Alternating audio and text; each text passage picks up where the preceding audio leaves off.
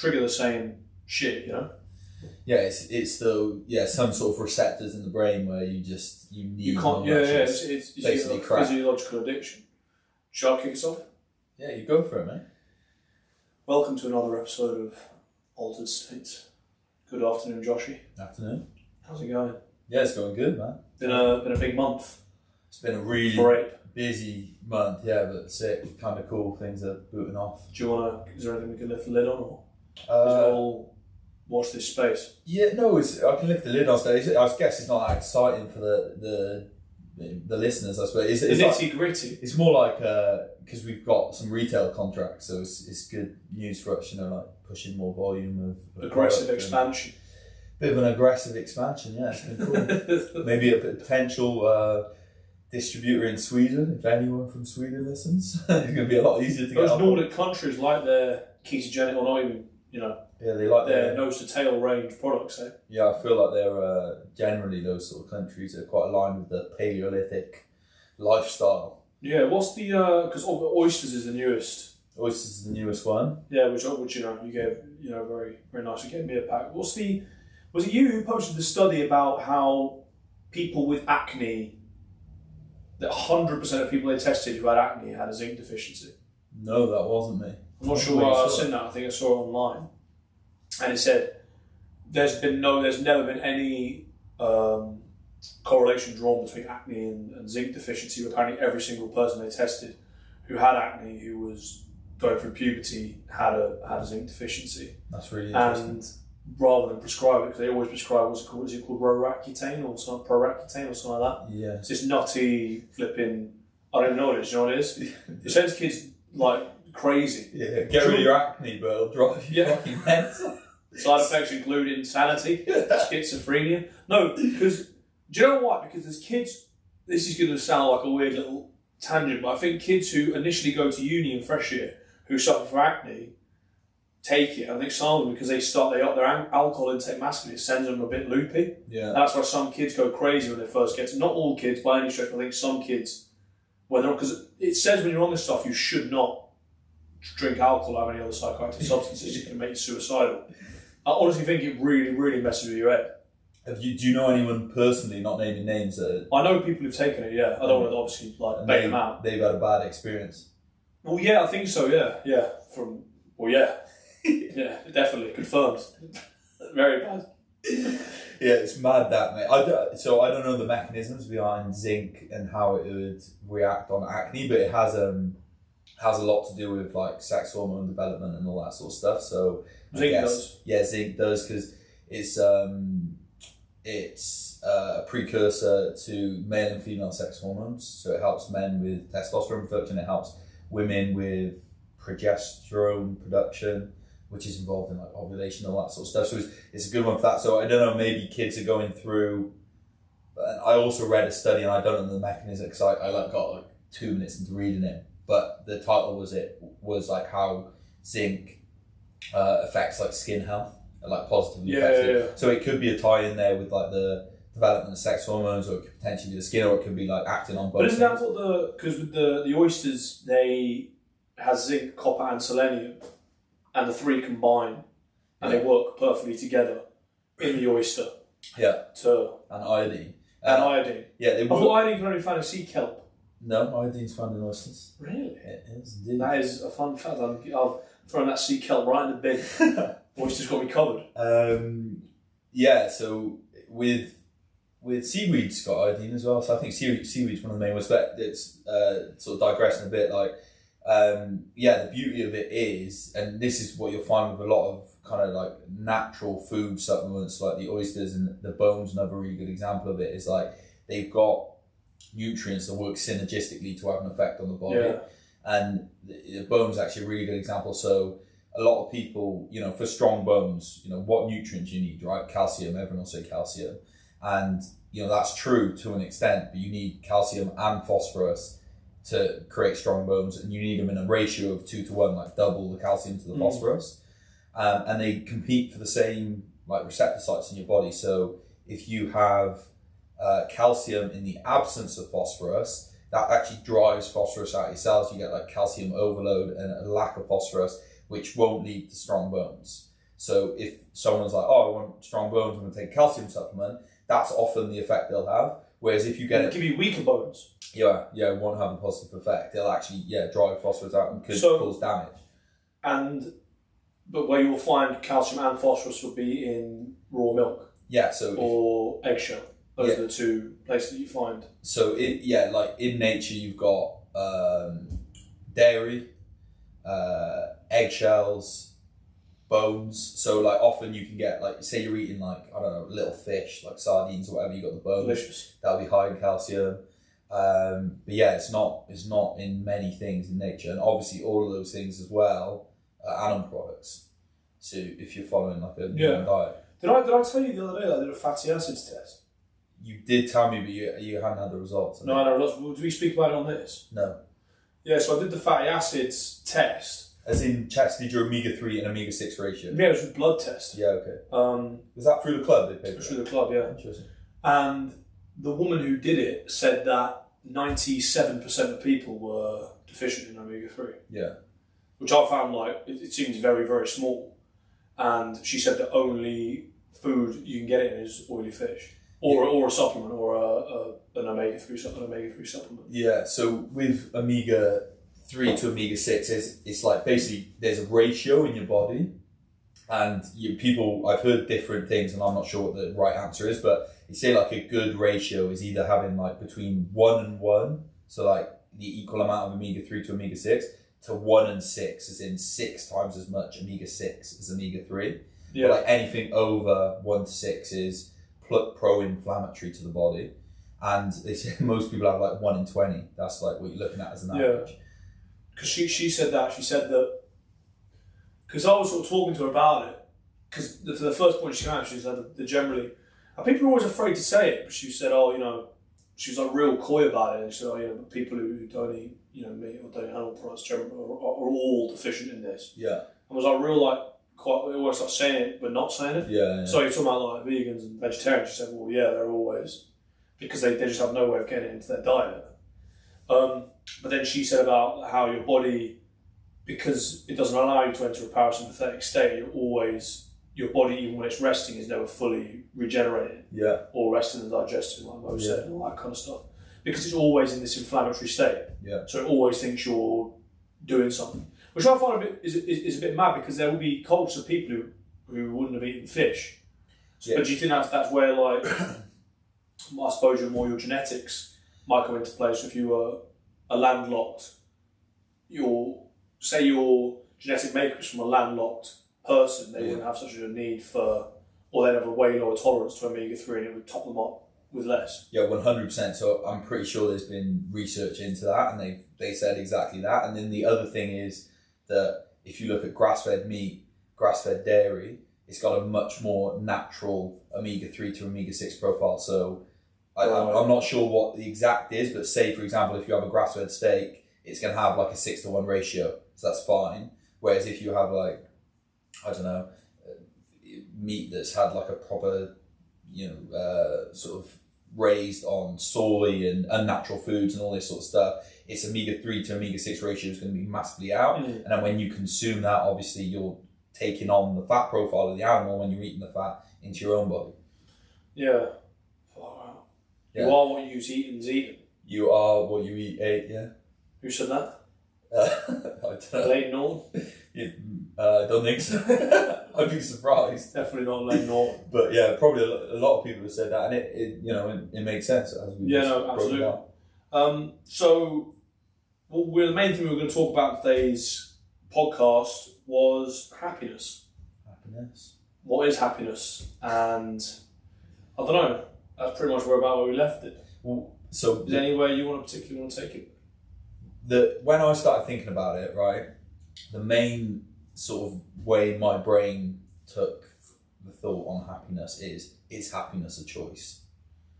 And what's your thoughts on that? As just a question. That is deep, right? I don't know. It's alright, let me think on it while I sort of. Let me tell me what you thought, and I'll say what I don't know what maybe. So my thought after thinking it through is ultimately happiness is a choice. And ultimately, and it may seem on the surface like happiness isn't a choice always, because obviously there's stuff that goes on in our lives which can make you unhappy. Yeah. And a lot of that's outside of your control. But I think if you really decide to be happy, and we can break this down, then you can be happy, and under all circumstances. And the way I sort of broke this down in my own mind was everything's perspective, right? Yeah. So if you said today, right, I am making the decision to be happy regardless of what life throws at me, then anything that happens in your life turns from something that's happening to you to something that's happening for you. And even when negative things happen, which would have, in your previous paradigm before you decided to be happy, may have made you unhappy, then you see that as an opportunity for growth. And we can like break this down with an example, if you like. You've got an example? All right.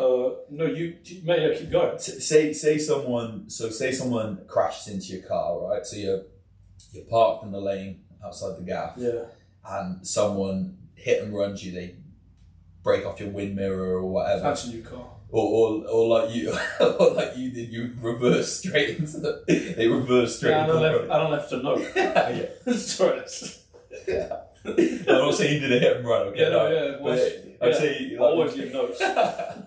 Always. Yeah. A few crashes in your time. But yeah, so I've got a few crashes as well, mate. Don't worry, you're not alone. But yeah, say so reverse into your car, and they don't leave a note, and they fuck off, and you get your car, and you're like, oh shit. And this is before you've decided. You're the human being that hasn't decided you want to be happy all the time. So you go, the narrative starts in your head, going through, why did this happen to me? I don't have enough money to deal with this. I was planning on going on holiday this summer, and I'm gonna have to cancel my holiday to pay for this. And it's like in Eckhart Tolle's book, he makes quite a funny example of like how the human mind operates, where a scenario can happen to you in life, and you just keep that scenario rolling for like that whole day, maybe the whole week, maybe 10 years later, you're still carrying on to that shit, right? And he gives the example in the book of a duck. The book's Eckhart Tolle, and the author's Eckhart Tolle, the book's A New Earth, if anyone's interested in looking at, one of my favourite books of all time. But a duck, say a duck has a fight in the pond, scrap with another duck, it's not going around the rest of the day thinking about it, just drops it. Yeah. Why did he do that to me? But you're saying it's part of the human condition. It's part of the human condition, yeah, that we the way our mind is set up, and it makes sense from an evolutionary standpoint, right? Because we needed to remember be able to recognize dangerous scenarios, and we need to remember those to a greater extent than sort of happy making scenarios, right? Because the ultimate goal of the human species is survival and reproduction. So if a negative occurrence, this is why we hold on to negative stuff, because we're trying to protect ourselves. Where you can hear 50 compliments, yeah, and the one, so it's a standard thing, isn't it? If someone puts content out there and they read through the comments, which I actually think is a really, really stupid idea. Yeah, agreed. Which is something I used to do a fairly similar thing, where I used to look online about things. I actually stopped doing it prompt because I just think you could see so much stuff being positive about you and all this kind of thing, but just the one. But then and you just see these people who ultimately aren't. They've got their own shit going on, and they can say whatever they want about you with impunity. Yeah. But you hold on to it as if it actually matters. And the way that, and sorry, we've digressed a little bit here, but the thing is if these people said this to you in person, if you were down Whole Foods or Darts Farm or wherever, and someone came up to you in the vegetable aisle and was like, "Shit podcast the other day, mate," or you were shit the other day. Yeah. You see this guy here, and he's got all his cookie crumbs, living in his mother's basement, and he's wearing these like urine-stained track pants. You just be like, "Oh, do want it. I don't care like what you've got to say. But online, it doesn't matter. You can say stuff, and it is hard. I'm yet to meet a person, and it's been spoken about, who can disregard insults and only listen to compliments. I'm yet to meet a person who can do that. Do you know anyone that can do that? Yeah, I think I do. Chris Story, I think, has got that ability, that unique ability. He's trolled so many people in his time. He's completely. But so digress. But I'm really wanting to speak on one of the points you just made. Do you think that seeing someone? So one, I think if someone saw you in the supermarket, the likelihood of them saying it to you, like people feel like they're in, Superman when they're online, is extremely low. The likelihood of someone coming up to you and saying it in person, right, is a hell of a lot lower than keyboard warriors. A keyboard warrior. But then two, do you think that it affects you less in person because you can see the person, which I definitely think, seeing them plays a factor, but do you think it's like, because it's a conversation just between you and them then, and no one's really hearing that, or online when someone trolls you, everyone else can see that now. You know what I mean? That's a good point, It bruises the ego more then. I think it bruises the ego more because, and also your mind starts wondering, like, does everyone think that? Were there people at the ground that were all saying that amongst themselves? Yeah. Everyone on TV, you can start, that in itself shows how, as you were saying about the happiness thing, your thoughts can snowball into this massive thing. Yeah. When ultimately it isn't really the case, and people don't really care that much. Yeah. If they do care, you probably wouldn't care about their opinion anyway. Yeah. But it's a weird thing. It does seem. But then it's strange that it is I'm not sure whether it's evolutionary or whatever, but it is definitely so.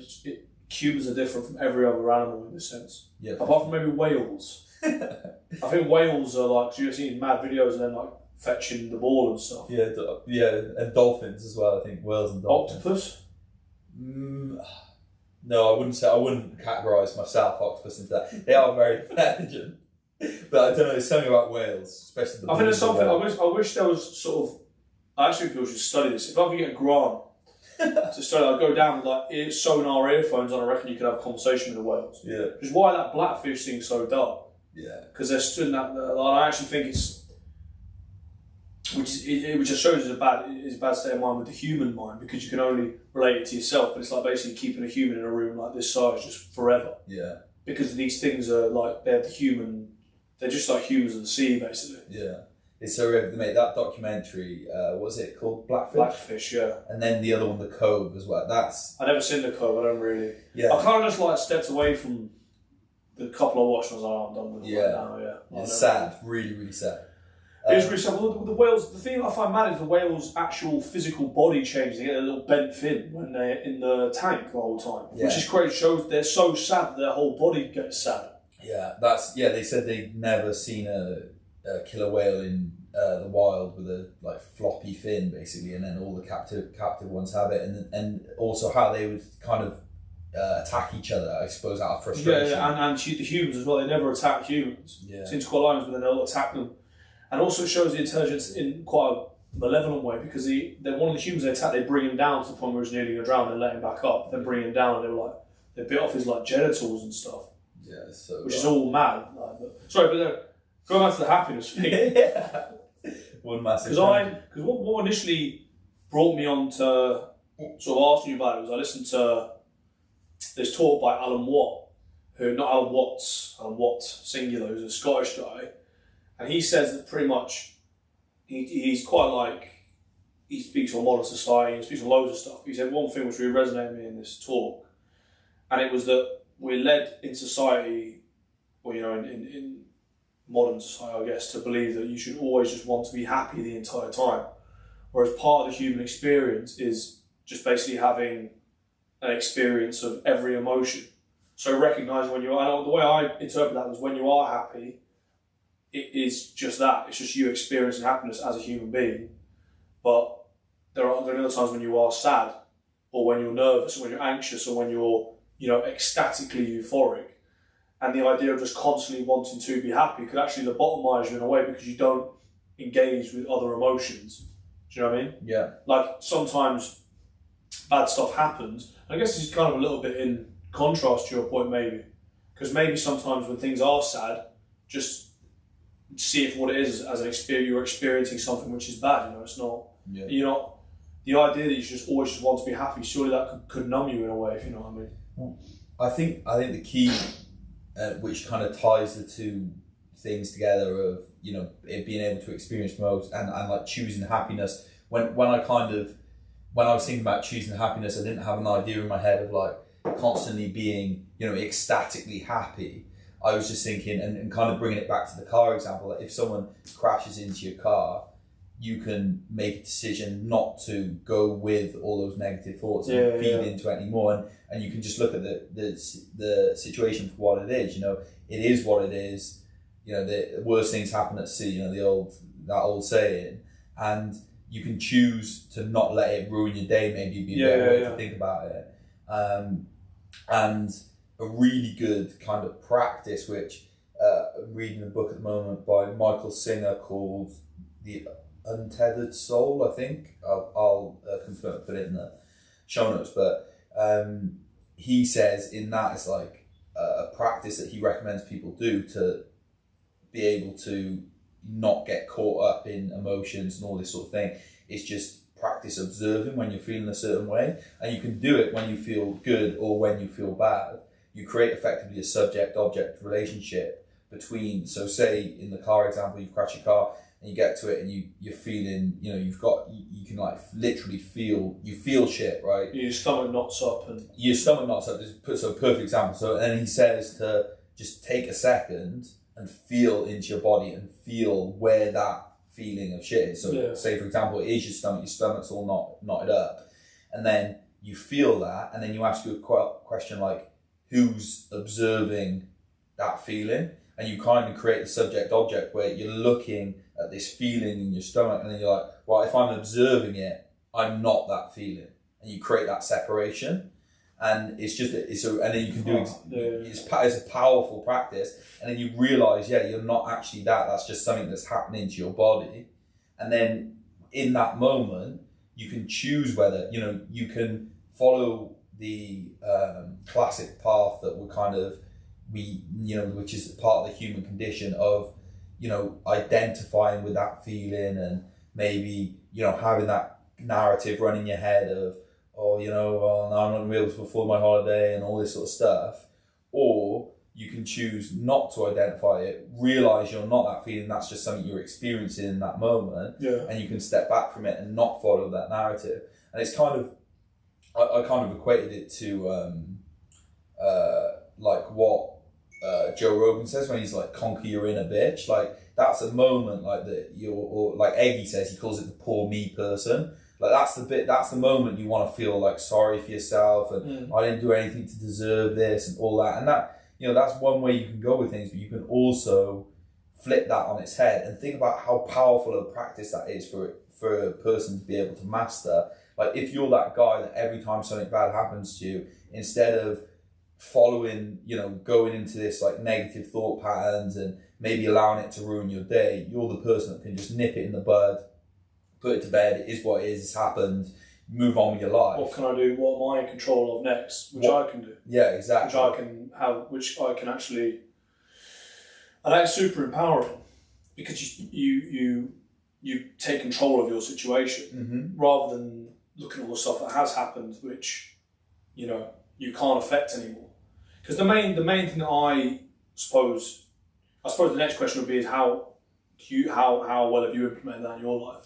Yeah, so it was interesting because I can't remember. Something happened that pissed me off the other day, and I caught myself like quite quick, and I started doing the practice, and it wasn't that effective at first. I was like trying to do it. Yeah, literally. Tables over. No, we're being angry. And it was running with it, but I just stuck with it, and the more I stuck with it, the more space. And then as soon as you like calm yourself enough where you're not like, it's not that knee jerk reactions die, and you can have a rational, you know, you start thinking with the rational part of your brain rather than the reptilian part of your brain, and you just say to yourself, you know, do I want to let this ruin my day, or do I just want to have a nice day and go about my business?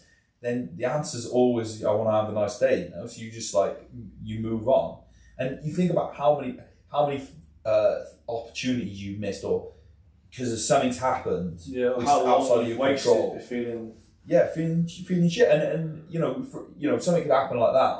You could stumble across your car having been crashed into first thing when you're going to work in the morning, and that could ruin your day.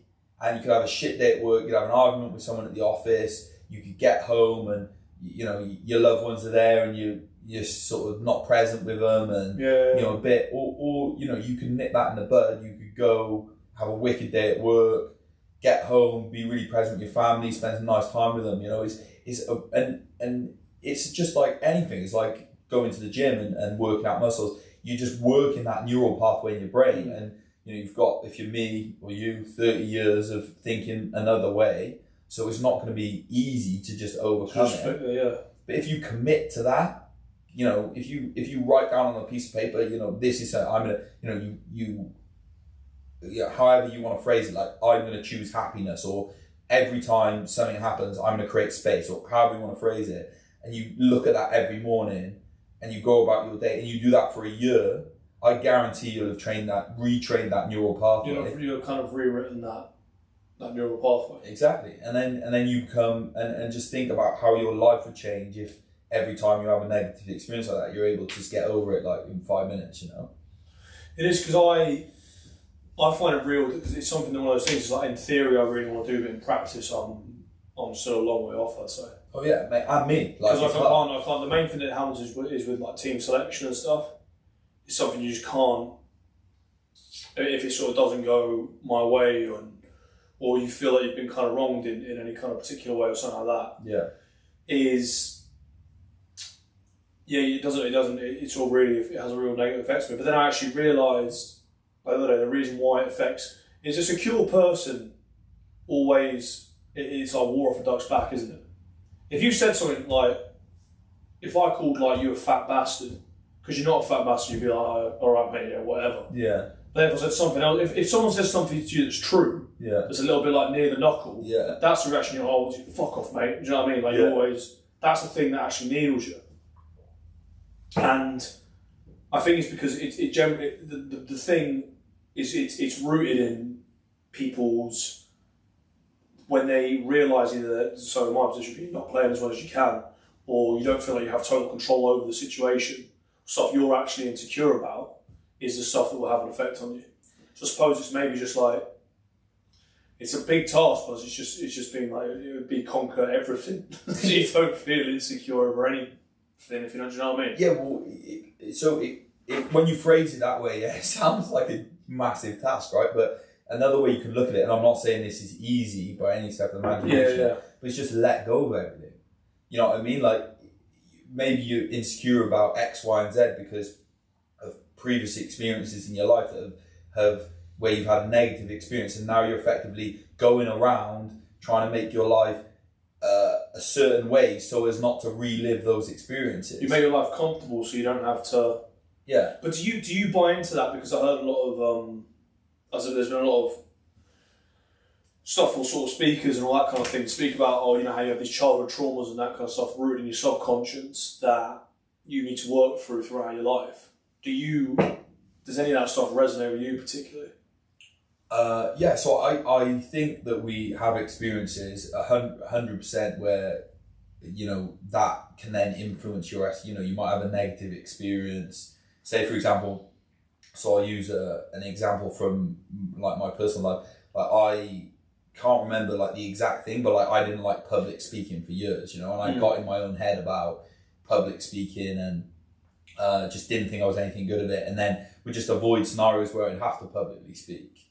But you can just, so yeah, that's I think that's evidence for me of something that I've lived through, where an experience or an accumulation of like little experiences add up to creating your personality. And then so you create this, I was creating a scenario in my own life where I'd go around and not put myself forward for like public speaking in work and stuff like that, and I would just keep myself protected.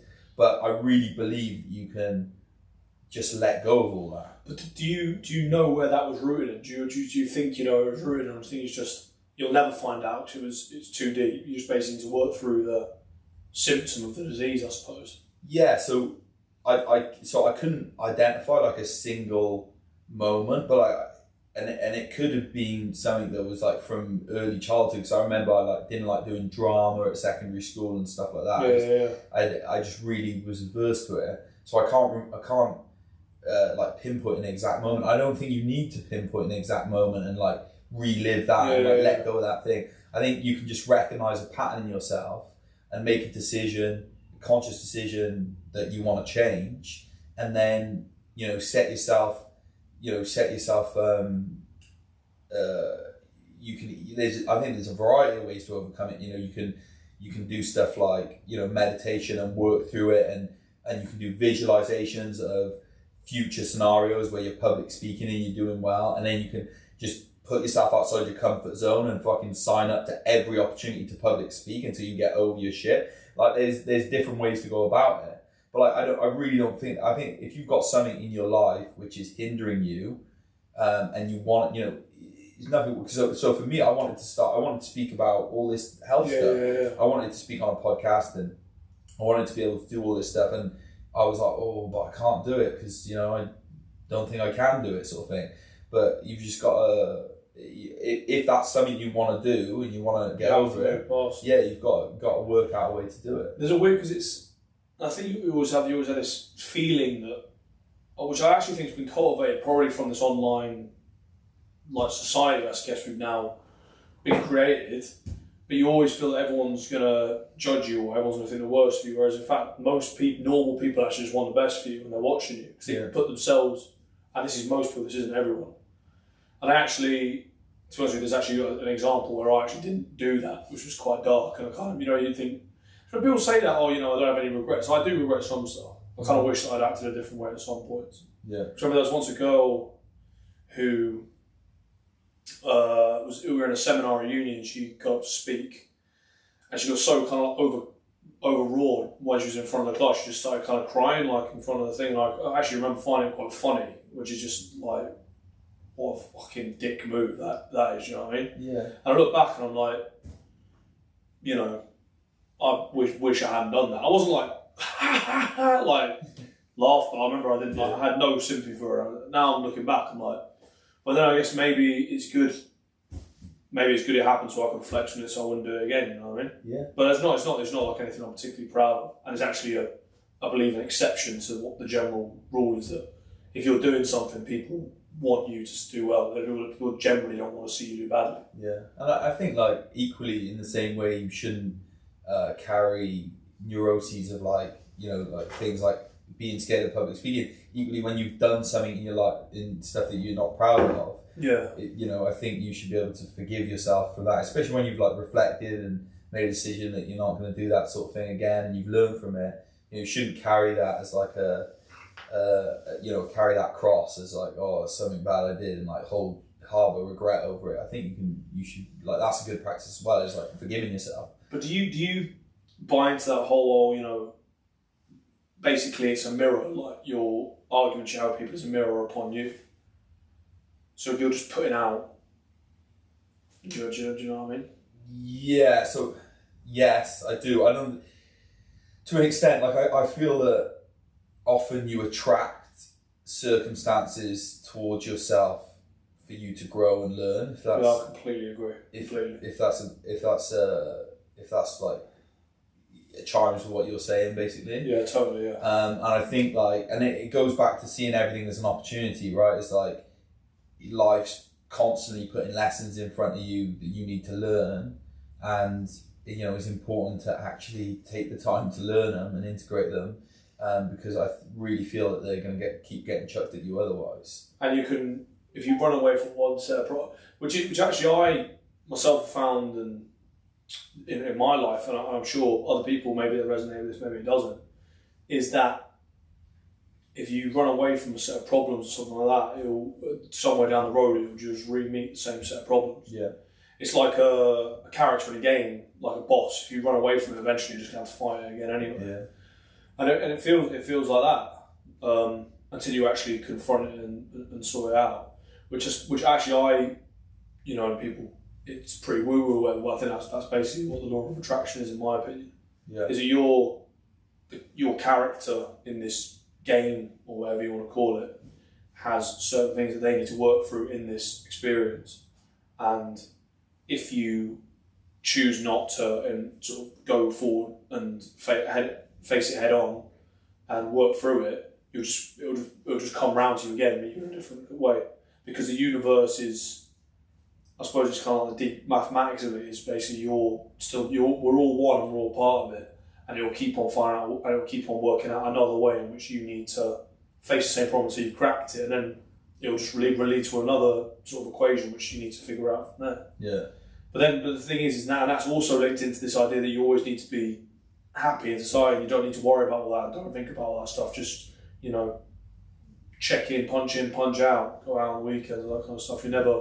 It's never told you need to sit down and actually think about, okay, this is something that's actually kind of ruining my life in a way. Yeah. I think we're in a unique point in time where it's so easy to distract yourself. And I don't know whether in the past, you wouldn't have been able to, it would have been much harder to like travel geographically. You wouldn't have had like TV, mobile phone, like all these things where it's so easy to distract yourself. I think you would have spent a lot of time like bored to an extent, or just sat in your own now thoughts. We call it bored, but it's not.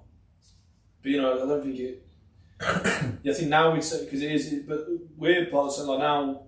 There's no period in time where you have to just sit down doing nothing. There's always something going on your phone. Yeah. Well, there's always an opportunity to distract yourself if it's so easy, and because of that, I think a lot of people don't reflect as much, and also say someone's got one of these negative patterns that they're living out. It's so easy to just not face it and just go through your life. And then Paul Chek talks about this, like the pain teacher, like it's going to catch up with you sooner or later. Yeah. And I suppose the longer you put it off, the bigger potential it's got to cause, a serious upset in your life. Yeah. And it's just bizarre how you're saying things happen to you, but they happen for you. And it can happen both ways. Maybe people, I don't know, maybe it is, people are so closed off to that idea that the universe isn't just this, random thing that is just happening around us. Yeah. Maybe the universe is happening for you. And there is a reason behind why you're experiencing different, these different things. Yeah. And there's a reason why you keep on getting confronted with the same issue that you need to address that you're not sorting out. Yeah. Which is quite because it's actually like it's a bamboozling thought. Because if you say the universe has its own level of intelligence, which is so high above human intelligence that we can't. So the galaxies or whatever, everything has its own level of intelligence, which just keeps scaling up and up and up. Yeah. So, but then it actually is in contrast to the idea that we're just these little, tiny, little insignificant things because we're all part of the system which makes up a whole, which is the universe. Yeah. So ultimately, it could be happening for you. Yeah. I think my thought, just like if this is all completely random, that we're just like a rock hurtling through space, the speeds they say we spin at and like all that. I think it's like 600. It's fast. 56 million. Whatever it is. Fucking fast, whatever it is. Yeah. In this like infinite expanse of space, and we evolved from monkeys into humans. It just all seems like way too I believe there's something more to it that we just don't know. Yeah, well, that's the missing. Is it the missing link? We've spoken about. No, it's not. The missing link, I think, what you're referring to is like the jump, right? Like all animals were evolving at an extremely slow pace, and yet humans just, Well, yeah, there's like a little period where we 1 minute we're cracking a coconut over a rock, and the next period we're flying a rocket ship. Yeah. Like the next minute. Yeah. Which Sam Harris, would of Devon. We need to have on actually. Would really disagree with, I believe. Yeah. But it's I know it's a mad thought, and it's something that, but it was because I watched the Zeitgeist the other day, and that's like years old now. It's like 15 years old. That's the Gateway documentary. That's the Gateway documentary. Yeah, and they're talking on that about how basically, like even then, before it was before phones or anything like that, or and before we were like bombarded by those Netflix and all this stuff, it was saying then that your brain just gets numbed to everything because it's constantly entertained. Mm-hmm. So I sort of me and my girlfriend said, we'll start with one night a week and move to two and move it up, and we'll do that after we've eaten. We'll have no like telly or anything like that on phones and stuff. Just have like nights where we're just not using it. Yeah. I'm genuinely, I'm intrigued to see how it's going to work. Have you started yet? Last night was kind of like a semi night. Like I did turn the TV on to do a little yoga thing. Weaning yourself off. No, but I'm keen to like. I was like, let's have a few nights where we just like completely off. Yeah. Because I actually realised it's only, and I when I took a step back after they said that. Yeah. Because she said to me, she's like, she didn't watching too much TV. And I was like, there are times when you're just laying there on the sofa and there's nothing to watch, nothing to do, and you're just like flicking through. Yeah. Well, let's just put that on, and it's just like. That's my worst, man. But sometimes because I don't know if it's the same for you, I think about it a lot. So sometimes I actually just want Jersey Shore to what I just want to. Yeah, I know. I do quite like it sometimes, just watching the Ronnie have a fight in a club again, Mike's situation, Sorrentino. I do actually just sometimes it's quite nice, but I think it's good to light and shade, and I'm quite intrigued to see the results, because just nothing, no phone, no TV after you finished eating, like it's that and bed. Yeah. And I think you it definitely seems like you would sleep better, definitely. Oh yeah, for sure. Yeah, I think I'm not sure how much I like this word, but like it is balance in a sense. I heard someone at the opposite end of the spectrum, who was a friend talking about his partner, and she's like really into learning, and she just like constantly reading books, but not like fiction. She's constantly reading to educate herself. Yeah. And he just advises like, you just need to chill out, just like watch some shit TV now and again. You need to. Yeah. And I think there is a time and a place for both things. Yeah. Yeah. About like walking that middle path. But we're always told about balance, but it seems like, or maybe we were we were walking too far one way. Mate, this is exactly what I was literally writing about this with diet earlier. It's like when people talk about balance, our view of balance when it comes to food is so far off, because what's deemed as normal, like literally 90% of what's in the supermarket is complete bullshit when it comes to food. You know what I mean? So like people think they might be eating a healthy, balanced diet, but like compared to what we should be eating, they're not eating it at all. Yeah. And if you say to someone, processed sugar should be a treat on occasion. It definitely shouldn't be part of your daily, diet. People are looking like, well, I'm only having like a little bit of chocolate a day, like as if that's like a balance thing. Yeah. And I've been guilty of this. Like, you hear that 85% dark chocolate's got magnesium in, and like it's, you're like, right, I can have a bit of that every day, and then it starts like creeping up. Well, sourdough bread's good, and you're buying it, and you know it's not legitimate sourdough. You're like, it says sourdough on the label. Let's go. But yeah, it's like I think a lot of that is just fucking people up, and they don't even realise. Then I think it is. That's if you can go down the path, and you can end up with. Everything's poison, you know what I mean? Yeah, well, and there's the opposite end of the spectrum. I can't remember what the terminology is for it, but like people become obsessed with healthy eating, and like if they can't have they literally can't have a meal off, and if they eat something bad, they like berate themselves about it and all that. And again, that's unhealthy on the other end of the spectrum.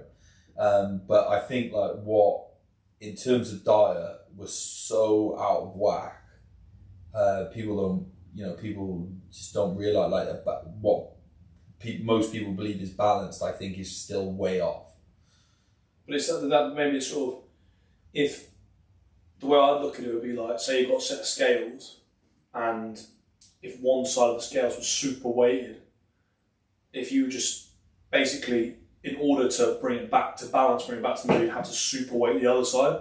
Yeah. So people always say, extremes aren't good. But if you've extremely gone down one other route, then you have to extremely go down the other to kind of bring you back to. So if guys have a vice of anger or jealousy or something like that, you probably do need to seriously cool it on the yang shit to bring you back down. You can't just sort of I'll do a little bit of this here and there. Yeah, which is actually kind of because that's one because I'm trying to sort of get a bit more, because I really fell off with, especially with like the introspection and meditation and stuff like that. Because it was basically, the way it always happens is, I'll just do it when I feel like it. You're supposed to just do it when you feel like it. And then that turned into, well, I never feel like it, so I'll never do it. But now I'm like, even if I'm not, in the mornings, even if I'm not feeling, I'm like, no, come on, you have to, even just do a small one and stuff like that. Yeah. And eventually you start feeling the benefits. You're like, no, I want to, you know? Which I think is a lot of the way this stuff, it can snowball either positively or negatively. Healthy, but it seems like, which is why these guys like David Goggins and also the guy with Jocko Willink and of course a guy Wes Watson. But their whole thing is you just need to be very disciplined, and they're walking embodiments of it. Yeah. And that's why I think they're so easy to listen to, because what they're saying is very simple. It's just, and I do find it crazy how they all wind up at the same point. And it's basically the same as, you know, these Ram Dass and that. It's not. It's definitely along the same lines. Yeah, for sure. Which shows, you know, there are different ways up the hill. Well, it's interesting because I always see parallels between stuff that Joe Rogan says and like a lot of high level, you know, spiritual teachers. And you, on the surface, you wouldn't think there's any, like Joe Rogan's the like common sense, conquer your inner bitch. He's that guy. Yeah, right? yeah. But actually, a lot of the principles that he talks about are very similar. Just speaks about them in a completely different way. Have you noticed different, like beneficial differences from introducing the meditation again? Yeah, I think so. I've been sleeping good, and I think it's just more sort of like, who was it? It was David Goggins, who I would recommend to anyone. I was like, I listened to him a little bit, and when a couple of years ago I watched him a little bit, but now sort of was like, he's in my algo now, so I'm like, you can't get away from him, yeah.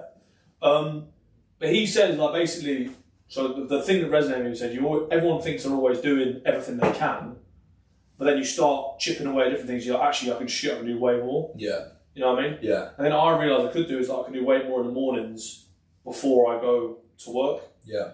Because there's a period there where there's nothing for me to do. You know what I mean? I'm just up. No one else is up. Sort of, my girlfriend's sort of getting up, but she's still in bed. And you've got like an hour and a half of just like time where you can do whatever you like. And it also gets you in a good routine of like getting up early and stuff like that, and then I throw it in then. And I do feel better. I feel like the days are always a lot more, you know, you feel it's more like the stacking wins thing, where you feel like you're starting your day off well. Yeah.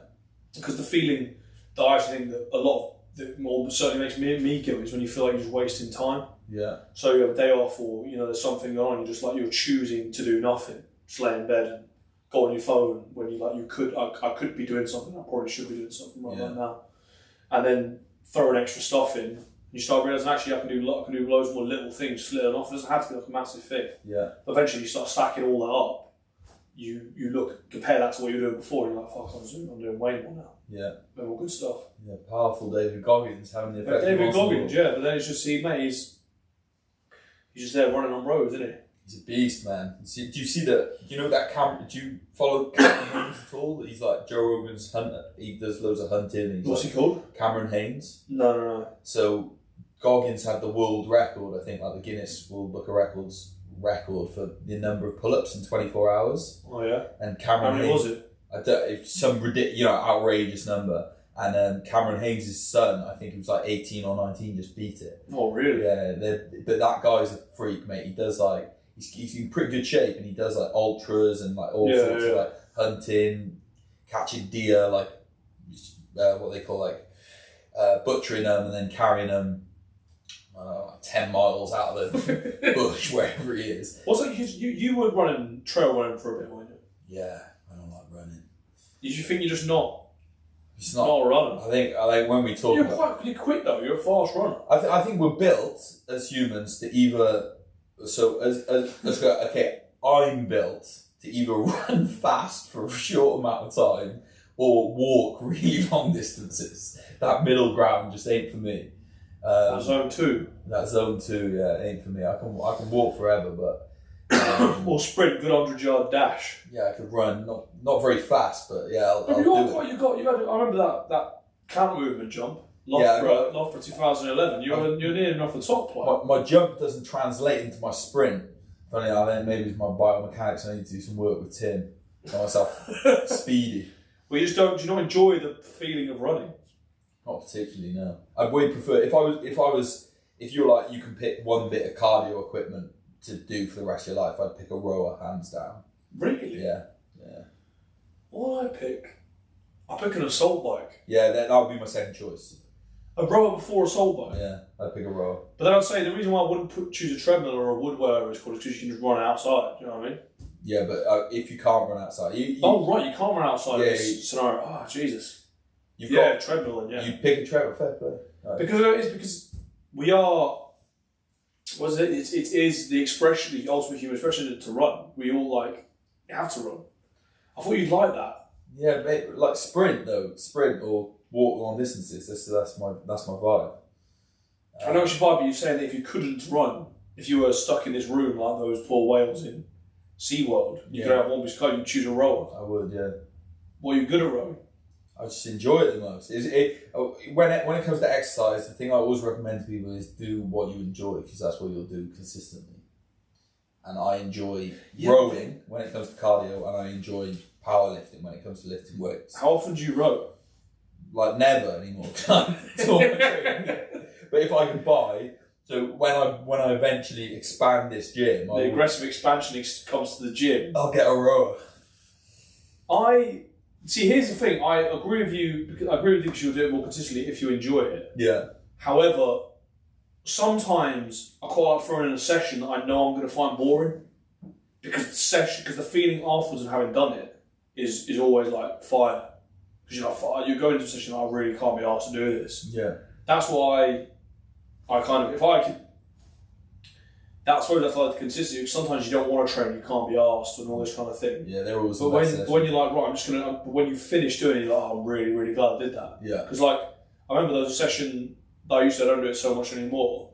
Well, I do it on the assault. It's just half an hour go on the rower. I used to do all the watt bike. Yeah. I've done it on the assault bike a couple of times, and it's just so boring and not particularly enjoyable. Half an hour consistent, no just change go of for pace. half an hour. No, just go for half an hour. Yeah. And just try and get as far as you can. We did it during 2 years ago when I had the watt bike in my house, which they delivered to me. And it's just half an hour, just go as far as you can. And it's hard and it's long and boring, but it's quite good for you. It kind of like hardens your mind up a little bit. I do think. Yeah, for sure. Like, it's important to do things that I think make you uncomfortable. That's one of the reasons I love the cold water so much. Yeah, of course. Yeah. Do it, but it's interesting because that session, which is boring, hard to do for you, that would be Izzy's first choice. Just like 30 minutes consistent cardio. Really? Yeah, that's what she does when she goes to the gym. That's what she enjoys the most. Just go in and just. Yeah, and that's down to neurochemistry. If you buy into what Charles Poliquin.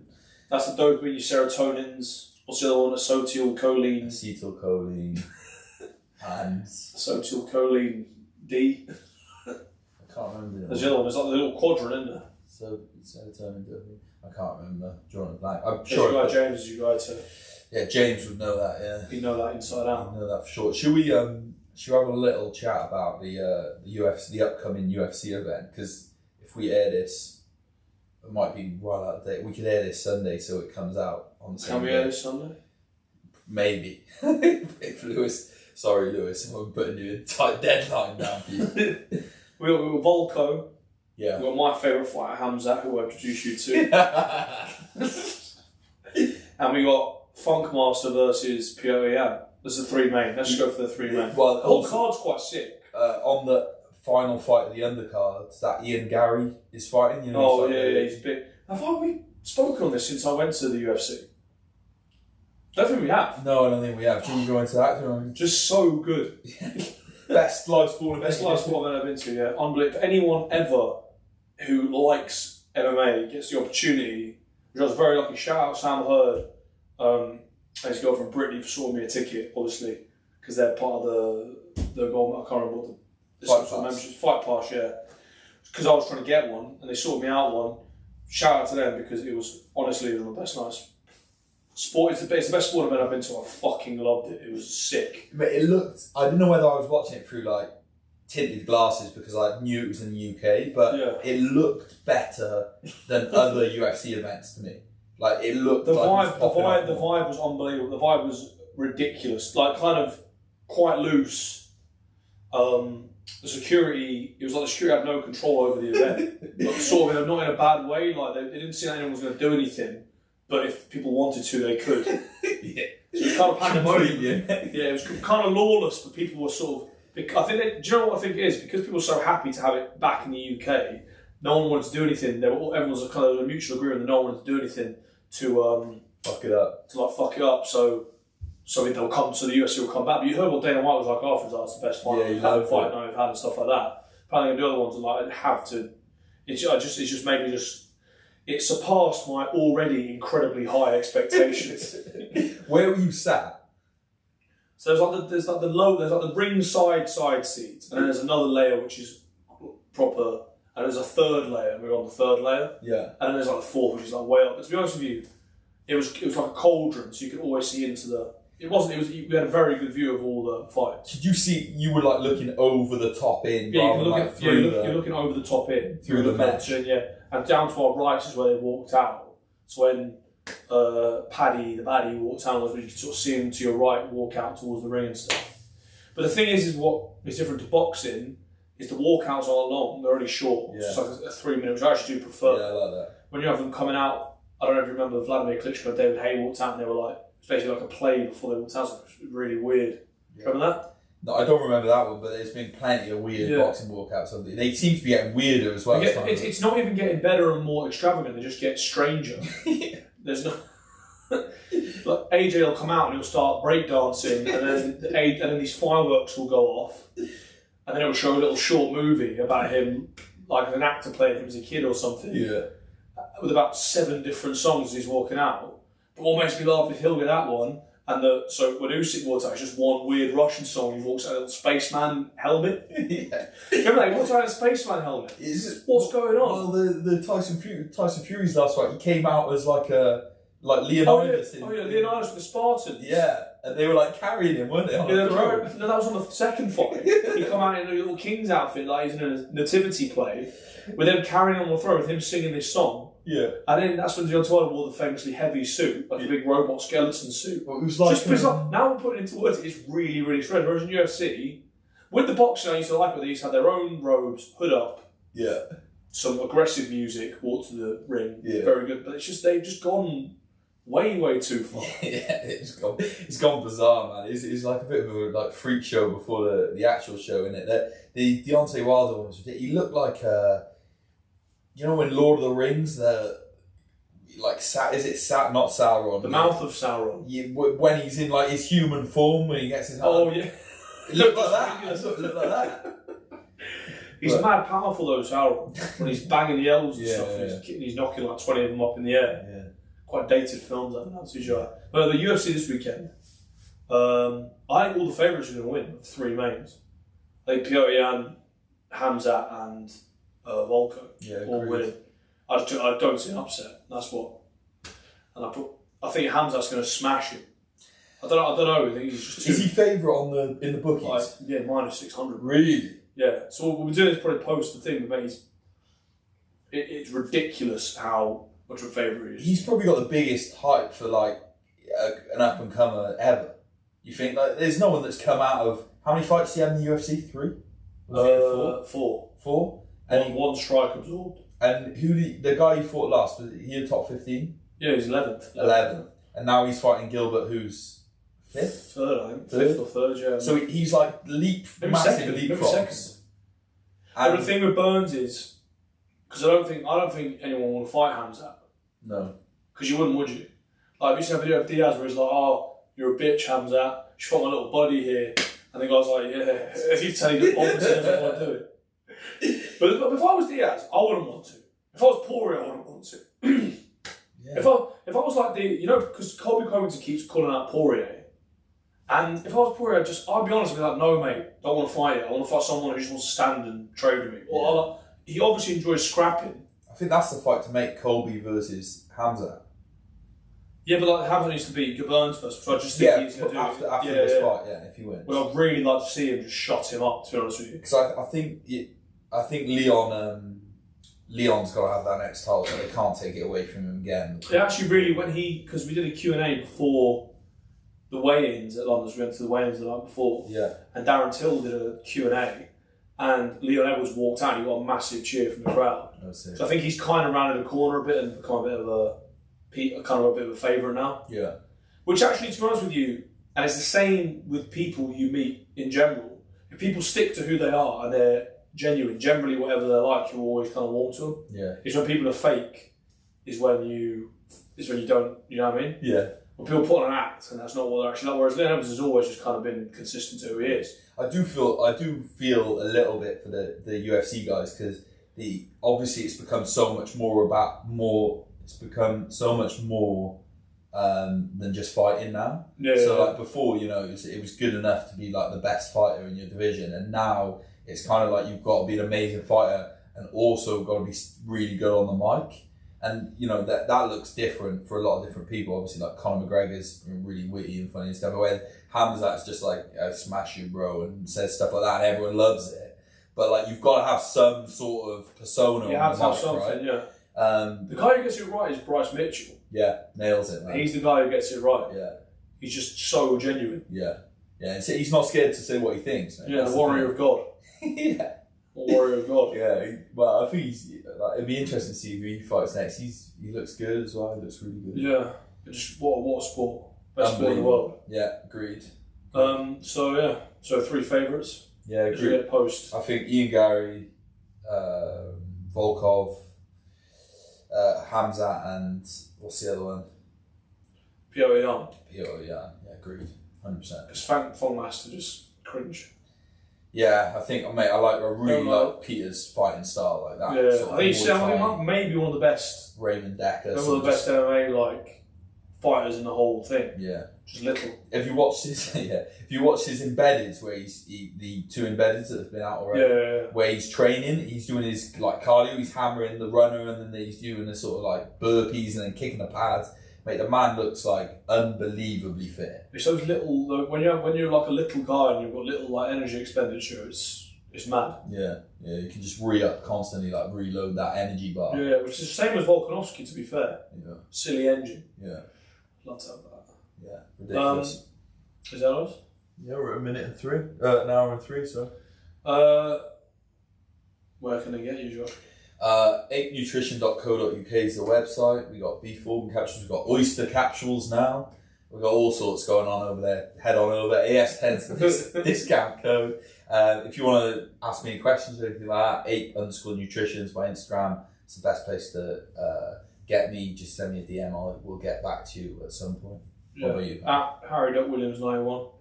Gonna repost most of Ape stuff. You're gonna see. If you're enjoying it, please subscribe. If you've got any questions for us, or a review would be nice. A review, would be good. Drop them in the comments. Thanks a lot. Cheers, lovely. Nice one. Nice. I enjoyed that, man. That was a good one.